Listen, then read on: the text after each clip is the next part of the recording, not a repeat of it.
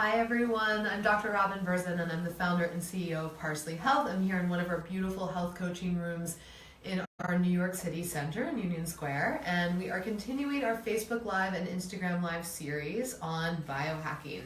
And I especially love that Well and Good, where I'm a council member, called out biohacking for women as one of the big trends of 2018. I think you're going to see more and more, certainly from us at Parsley Health, but from others, this idea that we can all explore the simple principles and practices that make us feel better. That's all that biohacking is, really.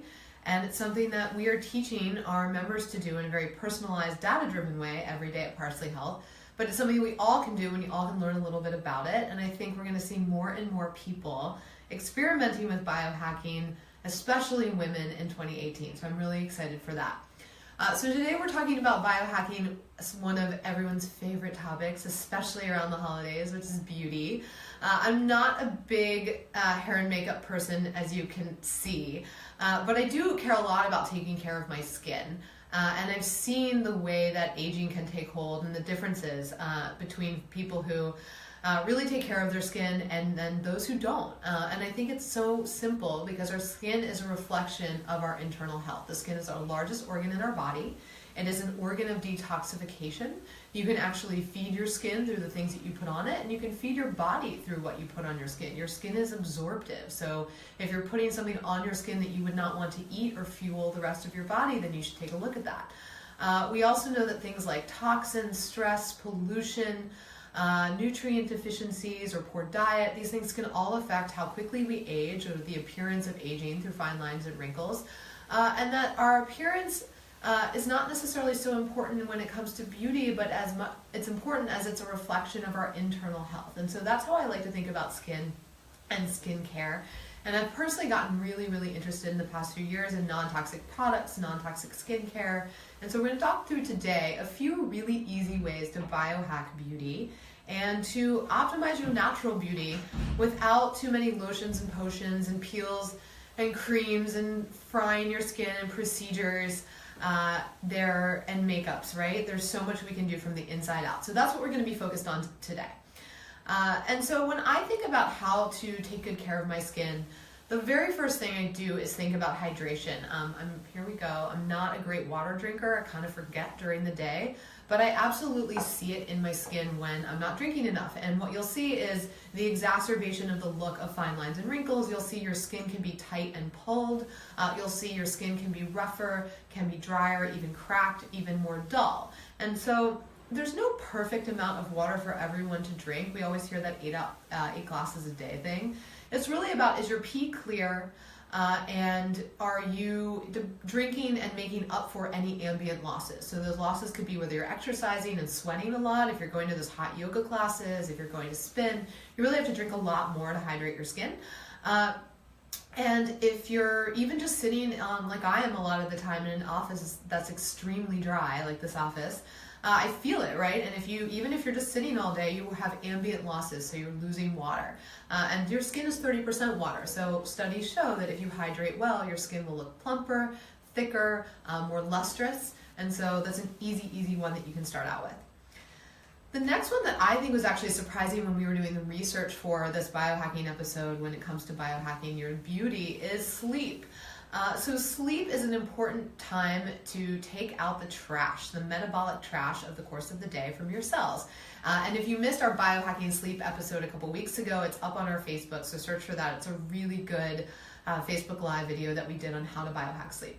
But sleep also is really important for beauty. So sleep is when you repair the cellular damage incurred over the course of the day. So if you're like me, you're running around New York City on planes, getting exposed to lots of stuff, your skin has to digest those toxins metabolically and get rid of them. If you're exposed to UV light, it's shown that poor sleep actually impairs your skin cells' ability to heal from that UV exposure. So sleep is a really important time to re-nourish and rejuvenate your skin. And so if you're not sleeping well, flip on back to our other Facebook Live episode, because that's where we talk about how to sleep well so that you can look even more beautiful, young, glowing. We all talk about getting that natural glow. Taking your sleep seriously is one of the most important and easy things that you can do. Well, easy for some of us, let's say, but it's an important thing that you can do so that your cells can actually dispose of their metabolic waste and age more slowly. The next one we want to talk about has to do with bacteria. So we talk a lot at Parsley Health about the gut microbiome, the bugs in your gut, and how important they are for immunity, for mood, for nutrient balance, for digestion. They are so critical. But what we miss a lot of times are the importance of the bacteria on your skin. And we have a layer of numerous bacteria. We have an entire microbiome ecosystem all over our skin, and that's a good thing. I just did a talk in San Francisco last week at our center there for our first year anniversary party with the founder of Biohacking and Mother Dirt. And we were having this fascinating conversation about the microbiome on your skin and keeping skin healthy. We've actually nearly eradicated a huge number of bacteria, specifically ammonia oxidizing bacteria, those AOBs, that take ammonia and turn it into nitrites and nitrates, keeping a healthy balance on your skin. And we've eradicated them how? Simply by using too many soaps, especially those foaming soaps, they have surfactants in them, or anything that is like a cleanser with foam. That's really stripping away the good bacteria, stripping away the oil. By the way, your skin's going to just compensate for that and make even more. So really look at not only what you're putting on your skin, which we'll get to in a minute, but the impact that it's having on your microbiome. And are you stripping, or are you nourishing a healthy microbiome? So many of the soaps, medications, antibacterial ointments that we put on our skin and that we ingest through antibiotics and other medications are disrupting our microbiome, and that microbiome is actually there to help your skin look lustrous, to fight off infections. People get something called perioral dermatitis, which can be kind of like acne around the nose and mouth. And we see that oftentimes both when people are having an inflammatory reaction based on foods they're eating. Same with rosacea, which is that redness across the skin or across the cheeks oftentimes and around the nose. It also can be a depletion of the good bacteria, and in studies shown that Biohacking did, our founder was just telling me, by treating small intestinal bacterial overgrowth, which is disruption in the bacteria in the gut from taking too many antibiotics and eating too much sugar and so forth, they were actually able to resolve rosacea. So there's a lot that's dependent on our bacteria. People were kind of blown away to hear me say that my son, who's 9 months old, almost 10 months actually next week, that we've never washed him with soap. We only put a little bit of coconut oil in his bath. And it's not because we're crazy hippies, it's because we know that when he's not dirty, and it's actually incredibly damaging to the immune system and the bacteria population for a young child to never be exposed to dirt in the first place, because they're inside all the time, right? Especially growing up in New York.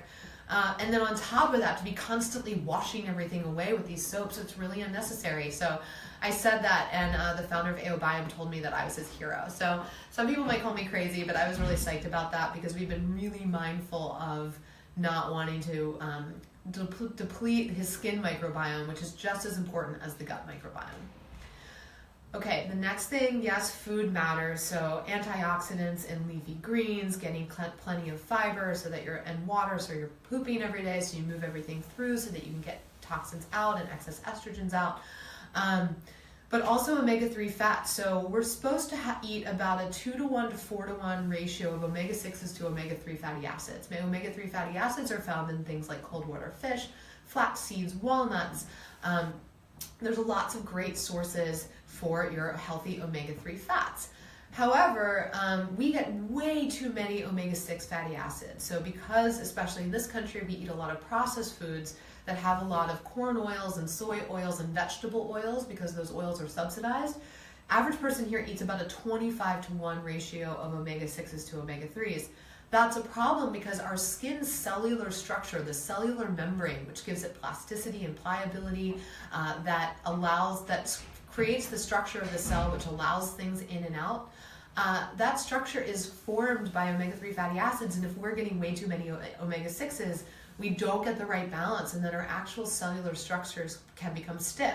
Same problem with trans fats, which they've really regulated in New York, but in other places, these inflexible trans fats are actually getting incorporated into our skin and our cells, which make everything inflexible, rigid, and age faster. So what do? Increase your omega-3 fatty acid balance and try to avoid processed foods. Really that simple. So making sure that you're having really high quality fish. I prefer wild salmon. I don't eat tuna because of the mercury content, and that's a whole nother Facebook Live. We'll get to that later. But it's great to get more of these things. Again, walnuts, flax seeds are a great source, but I don't recommend the pre-made flax oils or the pre-ground flax seeds. Those omega-3 fatty acids are really prone to oxidization. That means they break down in exposure to air. So if you have your seeds and you're letting them sit in a tin where you're opening and closing it and so they're already pre-ground, or the oil you're opening and closing it, you're breaking down the fatty acids that you want in it really quickly. So what I recommend is keep the seeds whole and then throw them right into your blender with your smoothie if that's how you're going to have them. When you're ready to use them, you can put or grind them in a spice grinder right before you're ready to use them. Throw them in your salads or whatever you're going to do. Finally, supplements, and we talk about supplements a lot at Parsley Health because I think there's a lot of confusion. There's a lot of like bogus supplements on the market, which is why we're so committed to only making available high quality, professional grade, tested, safe, and legit supplements that actually work. And so there's a lot of stuff that doesn't work out there. That said, there's actually some decent research on collagen and collagen powders and collagen supplements, both pig-derived, beef-derived, and fish-derived. And so we really like our collagen protein, and I'll add a collagen supplement to my smoothie on a daily basis. Bone broth is a great source of collagen if you're having that. I actually really like the marine collagen as a source because it's one of the most bioavailable. And the research shows that eating collagen on a daily basis, and you have to do it daily and you have to do it for like a while, like a couple months. It's not going to be, oh, I had collagen that one time and now my skin is completely transformed and radiant. The body doesn't work like that, right? But what we do know is that when you consume oral collagen, it actually can get incorporated into the skin. Your body can use that. And it can actually increase skin's moisture level by 12%. It can increase skin's thickness and pliability. So all the things, do whatever you can, man. Just definitely get that collagen in. And I can recommend it. I definitely take it myself. I also took it during pregnancy. They say that it can help you recover from stretch marks a little bit. I'm lucky. I feel like I didn't really get too many. I also attribute that to having worked a lot of oils into my skin over the course of my pregnancy. So I went for it, but man, try it all. And for most part, we feel that collagen is pretty safe and good for a lot of people to try. And then the last thing I'll say is, and we talked about this a little bit, we talked about the skin's microbiome, but just be really careful about the stuff you're putting on your skin. Your skin is a living organ, and it is an ecosystem that is there to protect you. Stripping it, drying it out, exposing it to lots of products. The average woman uses 12 products before she leaves the house in the morning. 12 personal care products. So if you think about your lotions and your lipsticks and your makeup and your hair care and everything that the soap you wash your hands with, you're really just putting a lot of stuff on your skin, and if it's soluble, it can go into the skin and therefore be pervasive through your entire body, because your skin is a highly vascular area. There's blood vessels throughout that whole system that can take in anything you put in. So there's a lot of greenwashing too. So if there's a lot of words on there you can't pronounce or don't know what they look like, try to avoid those products. Generally, stuff that has to be shelf stable, like sit on those shelves for months at a time.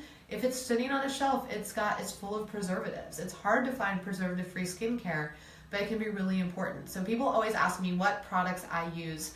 I use very minimal products. I use a non-toxic makeup called Hint, H-Y-N-T, Hint Beauty. I really like them, and I really like RMS, Rosemary Swift Beauty. I moisturize my skin twice a day with Pure O3 ozonated olive oil, which we're going to look into carrying at Parsley, actually. It's an olive oil that has ozone pumped into it, so it's antimicrobial and anti-inflammatory, but it's really just olive oil, and I put that on twice a day. And I use a serum that's completely natural from Naturopathica. So those are a few of the things that I use. Sunshine Botanicals is my cleanser. It's a non-foamy, non-soapy cleanser. It's more of a cream-based cleanser, and I just use that really to take off makeup. I use it once a day. And I'm trying to think what else I use. I think I use Burt's Bees shampoo from CVS, because I just don't think that any shampoo is particularly better than any other shampoo. So the more natural it is for me, the better. We also use the Whole Foods brand, one of them. So I'm pretty simple with my products, but I do care a lot about sourcing and quality, because when it comes to my skin, I think that looking radiant and young and keeping my skin healthy come down to everything we just talked about, and is mainly really about the inside out, where more is more, and then on the outside, less is definitely more. So that's a little bit on biohacking beauty. I hope you guys find that useful today. Post your questions if you have them. And don't forget, right now we are offering awesome gift certificates to Parsley Health. If you're looking to gift, visit our store, parsleyhealth.com/store. You'll also see some of the products I use there. And if you're interested in working with a Parsley Health physician or health coach team in New York, Los Angeles, San Francisco, sign up for a free 15-minute consult call. Can't hurt. You'll learn a little bit more about how membership works. It's 15 minutes and it's parsleyhealth.com/connect, which is also pinned in the comments on this Facebook Live, right in the caption rather. So sign up, say hey, talk to one of our amazing membership advisors. There's so much you can learn from learning about how Parsley can help you. And if your goals are around biohacking and optimization and beauty and longevity, that's a great reason to sign up for Parsley Health. You don't need to have something wrong with you. You might just want to learn more about your genetics, how you detoxify, what diet's best for you, what products you should use, and we personalize all of that to you. So highly recommend signing up for that free consult call at parsleyhealth.com/connect.